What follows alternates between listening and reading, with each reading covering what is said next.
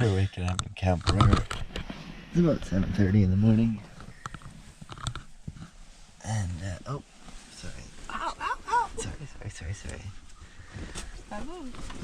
Slept just on the side of the road, residential last night. We're loving the residential sleeps because they're so quiet. Let's see.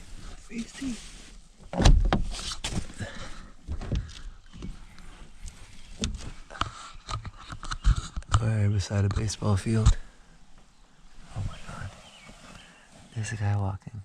We can take it outside, use a bit of sunlight, see a little wildlife. We can take it outside. The world is our playground, we can play around with a childlike wonder. That was really awkward. We popped out of bed and there was a dog walking literally right beside us. We kind of panicked. I shut the camera off, but like it doesn't matter. And then it seems like this is the town of millions of dog walkers because there's like 12 dog walkers out that we've seen. It's a beautiful sunny day. We are going to do a workout. I'm going to do that. There's a playground down there. I'm going to just do some push-ups and pull-ups, and then Laura's going to do some sort of workout, and then whatever she does, and then we're going to drive out to Port Hardy in Cape Scott, do a 6-hour jaunt in the car, and get prepped to hike the Cape Scott Trail tomorrow in the AM, right? Heck yeah. We're in Fort Rupert now, so we've driven down the highway a couple hours, walking the beach, taking a break before we head to Port Hardy. We stopped at Beaver Lake. I think this is called Story Beach. Super nice, sand, tide pools. Nice little break before we keep moving along. We had a nice walk down Stony Beach here, and we're making a quick coffee because we're gonna have to get back on the road and drive for another 2 hours. So a perfect spot to just take a quick coffee, have a snack, and then we'll get back on the road again. En route to Port Hardy to get the Cape Scott Trail. It's a pretty sweet little highway. We are in the Kelsey Bay Wharf at the Sayward Marina. A very small town in Sayward. It's beautiful.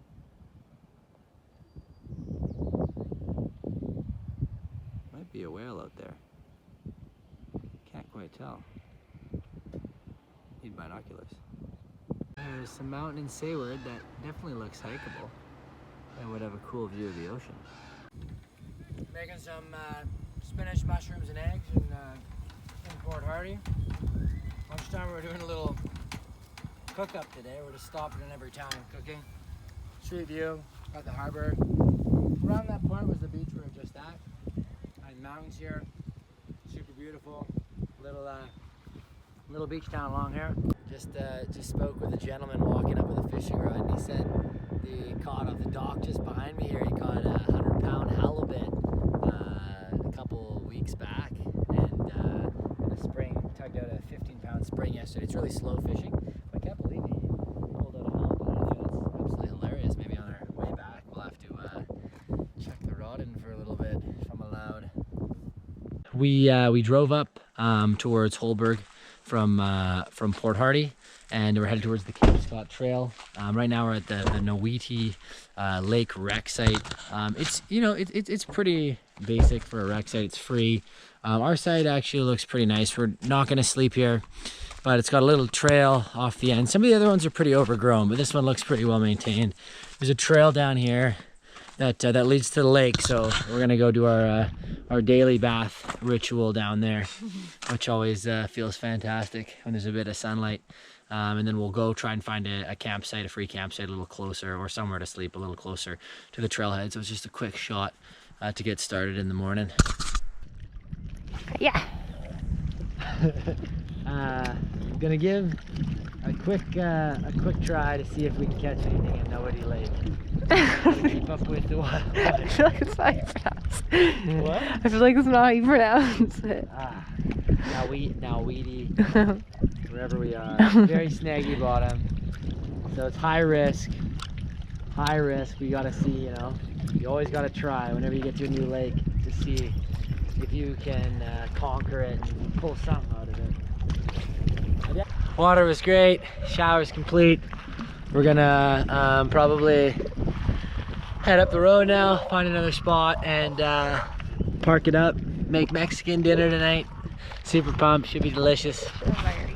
Margaritas, we don't have margaritas, but maybe we'll have a glass of wine. Wow. I'm really digging the lake baths. I might have to move near a lake so I never have to shower again. Feels good. The road so far up to the Cape Scott Trail is super easy. It's a super well graded dirt road. I don't even call it a logging road. It's active logging, so trucks can be on at any time. So you got to be careful. But they got a speed limit set at 50. Easy does it in terms of driving. You could totally do it in a low clearance, 2-wheel drive car. I'm not talking about maybe like Honda Accord. Love the Honda Accord, great vehicle, but like maybe not like, probably don't want to do it in like a Beamer or a Ferrari or something, but not bad at all. So we're driving down the logging road here to Cape Scott, and there's this crazy pile of shoes. Snowboard boots hanging off a tree. We got a Scarpa ski boot shell there. Bunch of signs all the way up. Super random. Maybe a lot of hiking boots. Looks like there's a memorial. That's crazy. Don't have a pair of shoes to give up, but maybe I will on the way back. Wow.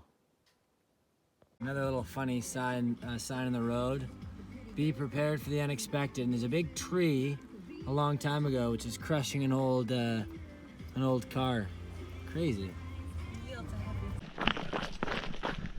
We saw a sign on the side of the road saying Roning's Garden. We figure it's might be interesting to check out, so we're doing a slow jog there. It says it's half a mile in and you're supposed to walk in, but we're freezing from our swim, so jogging is easier than walking.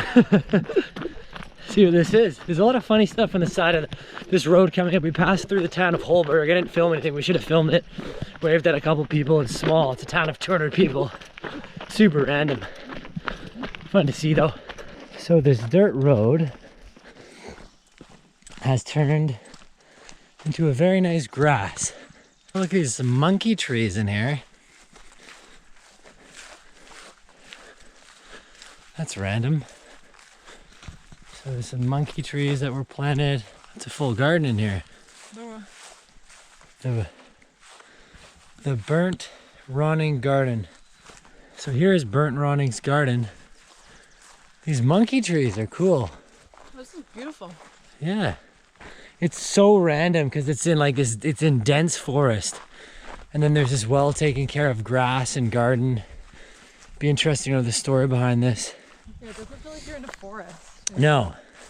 You feel like really socked in and like kind of like you're in the middle of animal land. There's lots of, look at the difference in trees in here.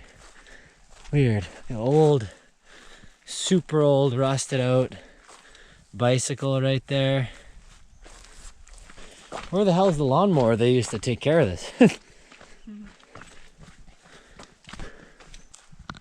Little house. Where the garden is. This is pretty cool. We're up at the old house here. And apparently Burnt Roning established homestead in 1910 near San Joseph Wagon Road, and was promised access to the settlers further out of Cape Scott, but it was never completed. So most settlers abandoned the area, but Roning continued making life in here until the 1960s as a trapper and a fisherman, and he gradually cleared this 5 acres of land, which is wild. In the middle of this is really in the middle of the rainforest. So he cleared 5 acres of land, and then and he built this house in here, and then it nearly disappeared in the 60s and 70s, but they cleared it back up again and took care of it. It is like massive. There's 5 acres here. So right now we're walking up Creek Road here. It's cool they give these. This is crazy. This garden goes on forever and ever. I couldn't imagine the amount of man hours it would take to blow out all this rainforest. Just mental. I'm trying to find the old site of his house, but think we've walked the perimeter. I don't think there's any clear like structure left where it was, but I think it was somewhere up here at the top, kind of in the middle. Sweet, that was a really cool detour. Amazing. You never think something like that existed in the middle of the bush, eh? So just for a point of reference, there's Holberg where we drove through, and there's the old San Joseph wagon road, and there's Ronings, super close to Cape Scott Park. You really can't believe that Ronning cut down, forest this lush.